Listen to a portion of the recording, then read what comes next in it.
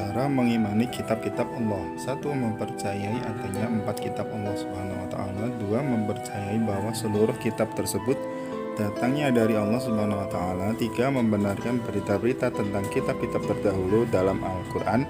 4. Mengamalkan hukum-hukum dari Al-Qur'an. Perilaku atau sikap dalam mengimani kitab-kitab Allah. Menyadari bahwa Allah Subhanahu wa taala sangat sayang kepada kita, sehingga harus banyak bersyukur, selalu melaksanakan perintah Allah dan menjauhi segala larangannya. 3. Meyakinkan kita bahwa Islam adalah agama untuk seluruh umat manusia. Contoh perilaku amanah: menjaga titipan dan mengembalikannya seperti keadaan semula, menjaga rahasia, tidak menyalahgunakan jawaban, memelihara semua nikmat yang telah diberikan oleh Allah Subhanahu wa taala berupa umur, kesehatan, harta benda, ilmu, dan sebagainya. Perilaku untuk menghindari penyuapan atau gratifikasi. Selalu taat kepada Allah Subhanahu wa taala dan Rasulnya. Berperilaku sopan, tidak menceritakan rahasia orang lain, tidak menggunakan barang yang dititipkan, dan juga tidak bergunjing atau bergosip. Sifat-sifat tercela dari Sa'labah. Sa'labah adalah orang yang sering lupa akan janjinya. Sa'labah juga lupa mengerjakan sholat berjamaah di masjid bersama Rasulullah. Dia juga lupa sholat Jumat. Sa'labah juga enggan membayar zakat. Sa'labah termasuk orang yang tidak taat kepada Allah dan Rasulnya. Sa'labah juga termasuk orang yang tamak, sombong, dan kufur nikmat. Cara menghindari sifat seperti Sa'labah tadi. 1. Menjaga mulut, telinga, mata, tangan, dan hati kita agar selalu mengingat kebesaran Allah Subhanahu wa taala, menyadari bahwa akhlak tercela akan menyiksa diri kita sendiri, menyadari bahwa ingkar janji akan mendatangkan laknat Allah Subhanahu wa taala. Ketentuan dalam mengucapkan salam. Ketika kita berjumpa dengan orang lain, maka kita dianjurkan untuk saling mengucapkan salam. Nah, kalimat Assalamualaikum diucapkan apabila kalian 1. Bertemu dengan orang lain, 2. Bertamu ke rumah teman, 3. Memulai pertemuan, ceramah atau pidato, 4. Berpisah setelah bertemu. Meneladani sifat Rasulullah SAW. Caranya yaitu 1. Mengajak manusia menyembah dan beribadah kepada Allah Subhanahu wa taala. 2. Mengajarkan akidah. 3. Mengajarkan agar hidup berakhlak mulia. 4. Mencerdaskan umatnya agar menjadi pandai. 5. Menyampaikan kabar gembira dan peringatan. 6. Mengajarkan hidup bermasyarakat. Cara beriman kepada Nabi dan Rasul. Mengetahui riwayat kehidupan dan ajaran yang dibawanya. 2. Membenarkan berita yang disampaikan para Rasul. 3. Mengamalkan syariat yang dibawanya. 4. Mencintai dan membela para Rasul. 5. Meneladani akhlaknya. 6. Menghidupkan sunnah Rasul. 7. Memperbanyak membaca sholawat atas Nabi Muhammad SAW. Bukti Allah memiliki sifat Al-Qawi dan Al-Qayyum. Bukti Allah memiliki sifat Al-Qawi adalah 1. Adanya alam semesta dan segala isinya. 2. Adanya planet di luar angkasa. Adanya pergantian siang dan malam, serta kekuatan yang dimiliki oleh manusia juga makhluk lainnya. Sedangkan bukti bahwasanya Allah bersifat Al-Qayyum adalah Allah Subhanahu wa taala menciptakan semua yang ada di bumi dan ada di langit secara sendiri, mandiri, tanpa minta bantuan siapapun. 2. Dalam melakukan sesuatu, jika berkehendak terhadap sesuatu, Allah cukup mengucap kun, jadilah, maka terjadilah. Cara meneladani sifat Asmaul Husna Al-Qayyum. Kita sebagai manusia harus tegar dan tidak mudah menyerah ketika menghadapi berbagai kesulitan, tidak lekang karena panas, tidak lapuk karena hujan. Manusia harus sadar bahwa dengan sendirian pun kita harus tetap berjuang, karena Allah Subhanahu wa taala selalu bersama kita. Nama-nama lain dari hari kiamat. Ada Yaumul Qiyamah, yaitu hari dihancurkan bumi dan seluruh isinya. 2. Yaumul Zalzalah, yaitu hari kegoncangan atau keruntuhan. 3. Yaumul Ba'ats, yaitu hari dibangkitkannya manusia dari alam kubur. 4. Yaumul Mahsyar, yaitu hari dikumpulkannya manusia di padang mahsyar. 5. Yaumul Hisab, yaitu hari perhitungan seluruh amal perbuatan manusia di dunia. 6. Yaumul Mizan, yaitu hari pertimbangan amal. 7. Yaumul jaza, yaitu hari pembalasan amal baik dan amal buruk. 8. Yaumul wa'id, yaitu hari terlaksananya ancaman. 9. Yaumul hasyr, yaitu hari penyesalan. Ini ada sebuah lagu. Dari lagu ini, peristiwa yang berkaitan dengan hari kiamat adalah semua makhluk hidup akan mati. Kemudian Allah akan menciptakan kehidupan yang baru dari alam akhirat, yaitu alam akhirat, ketika kita hendaknya mempersiapkan amal soleh sebanyak-banyaknya dan bertobat. Sikap kita di saat pandemi kemarin melanda ada 3. Lihat yang Bapak garis bawahi. 1. Teguh pendirian. 2. Dermawan. 3. tawakal. Teguh pendirian artinya tetap berpegang teguh pada apa yang telah menjadi pendapatnya. Dermawan, memberikan sebagian harta kepada orang lain yang membutuhkan tanpa mengharap imbalan. Tawakal, menyerahkan segala sesuatu kepada Allah setelah ikhtiar dan usaha. Bukti Allah bersifat al-mumit. Al-mumit itu artinya yang maha mematikan hamba-hambanya. Allah subhanahu wa ta'ala tidak pernah kesulitan dalam mematikan hambanya. Allah memiliki beberapa cara. 1. Terjadinya musibah dan bencana banjir. 2. Gempa dengan tsunami. 3. Longsor. 4. Gunung meletus.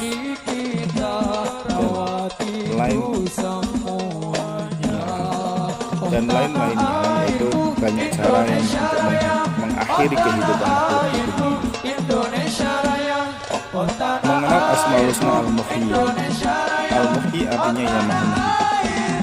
Semua makhluk di muka bumi Allah yang menciptakan dan menghidupkan. Allah juga menghidupkan manusia, hewan, dan tumbuhan. Allah juga menghidupkan tanah dan curahan air.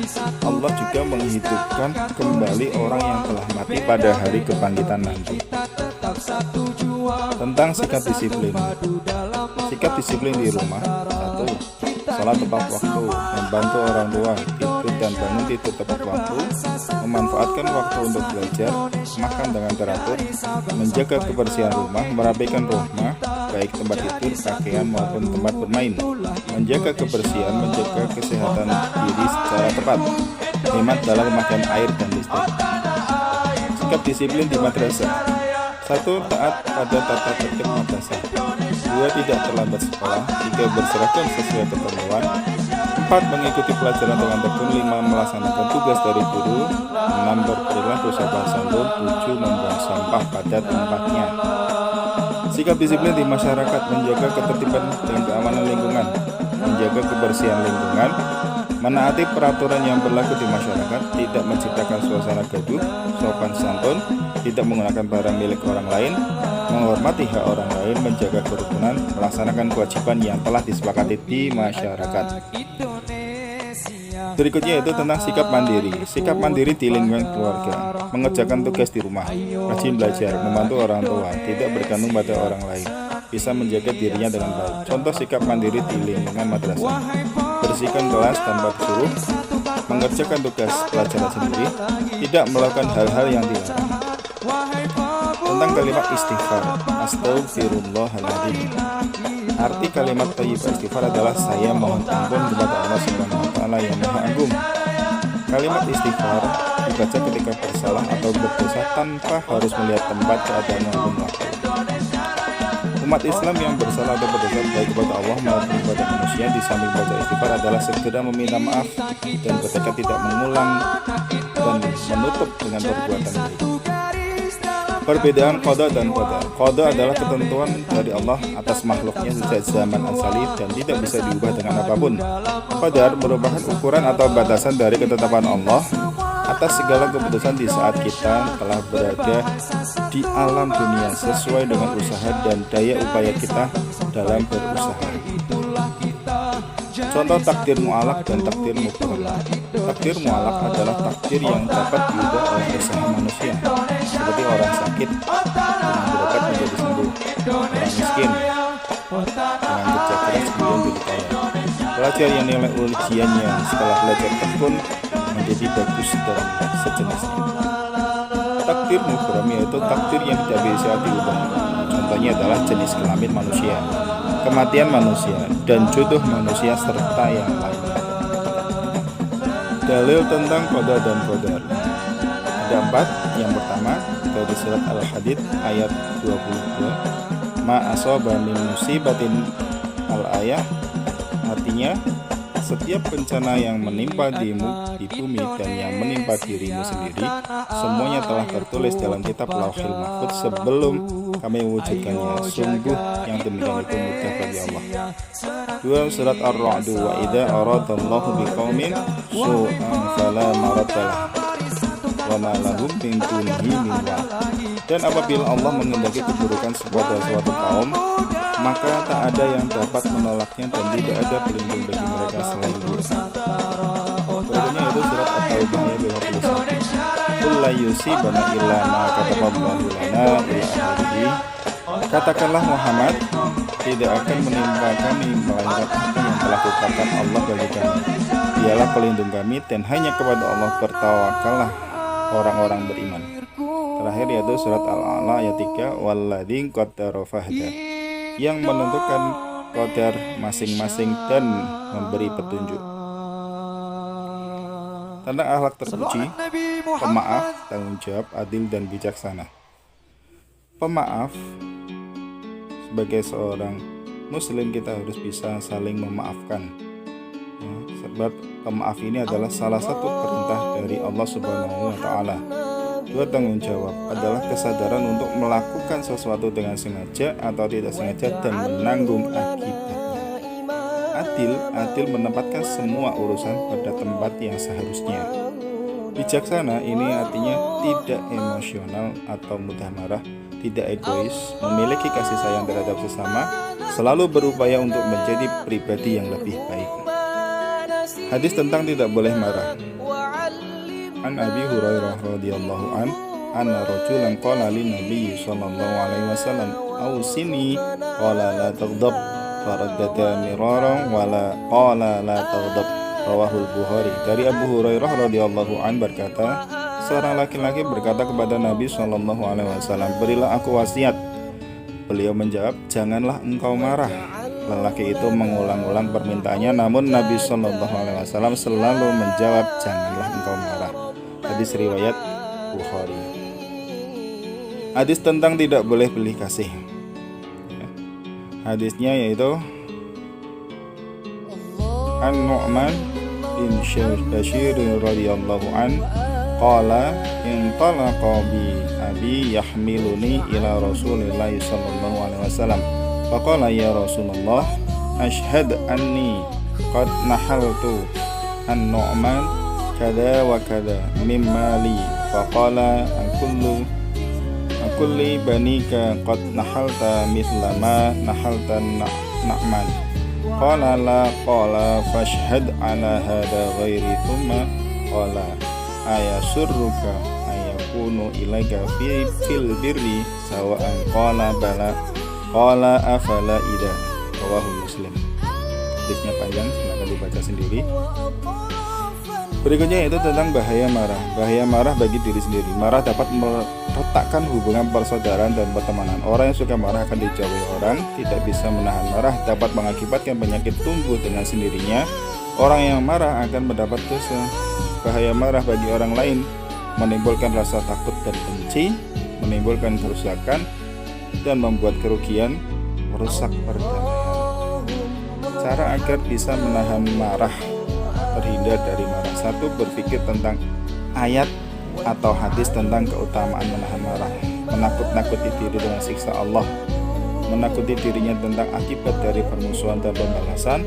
Membaca ta'awud saat marah. Merubah posisi saat marah. Bila berdiri, duduklah. Bila duduk, tidurlah miring. Diam, menjaga lisan. Bahaya fasik. Tidak dipercaya oleh manusia. Allah tidak memberi petunjuk bagi orang fasik. Allah mengancam dengan siksa neraka jahanam bagi orang fasik. Cara untuk terhindar dari sifat fasik adalah kembali kepada kitab suci Al-Quran, berperilaku sesuai aturan agama Islam, memahami betapa besar kerusakan dan bahaya akibat fasik. Hadis tentang keutamaan kalimat tahlil. Hadisnya adalah afdhalul dzikri la ilaha illallah wa afdhalud du'a alhamdulillah, rawahu Tirmidzi. Zikir yang paling utama adalah la ilaha illallah dan doa yang paling utama adalah alhamdulillah. Jadi kalimat la ilaha illallah adalah zikir yang paling utama. Pembacaan tahlil. Tahlil dilakukan oleh masyarakat pada peringatan Haul Arwahan, akhir Syaban, akhir Ramadan, saat kumpul keluarga atau arisan, selamatan perkawinan, selamatan akikahan, selamatan tasmiyah, walimatus safar, mauludan, Isra Mi'raj, syuronan, selamatan 7 bulan, hitanan, ziarah kubur, ratiban, manakiban, dan barzanjinan. Akhlak terhadap binatang. 1. Tidak membebani mereka dengan sesuatu di luar kemampuan. 2. Tidak menempatkan mereka dengan binatang lain yang membahayakan. Menyembelih mereka sesuai dengan panduan yang diajarkan oleh syariat. Dilarang menguliti dan mematahkan tulang mereka. Tidak boleh menyembelih anak-anaknya di depan penglihatan induknya. Membuatkan mereka tempat yang nyaman dan membersihkan kandangnya. Tidak boleh merampas hasil buruannya. Tidak boleh menembak mereka atau cara apapun yang bisa mematahkan tulang binatang tersebut. Untuk hewan piaraan kita perlu memberi makan atau minum, mengobati apabila terkena penyakit dan sebagainya. Akhlak terhadap tumbuhan. Menanam pohon, menyiram tanaman, memberi pupuk, tidak memetik buah yang belum masak, mengobati bila terserang hama, tidak memotong secara liar terhadap pohon-pohon pelindung, mencegah terjadinya penebangan hutan atau pepohonan secara liar. Upaya pencegahan kerusakan lingkungan. Menanam pohon, reboisasi atau penghijauan kembali, tidak menebang hutan secara liar, dan lain sebagainya. Ujian terhadap Nabi Ayub alaihissalam ada 3. Yang pertama yaitu kemiskinan. 2. Kematian anak-anaknya yang soleh pada saat terjadi gempa bumi yang dahsyat. 3. Ditinggal oleh istrinya yang bernama Rahmah karena terpedaya oleh iblis agar meninggalkan suaminya yakni Nabi Ayub alaihissalam.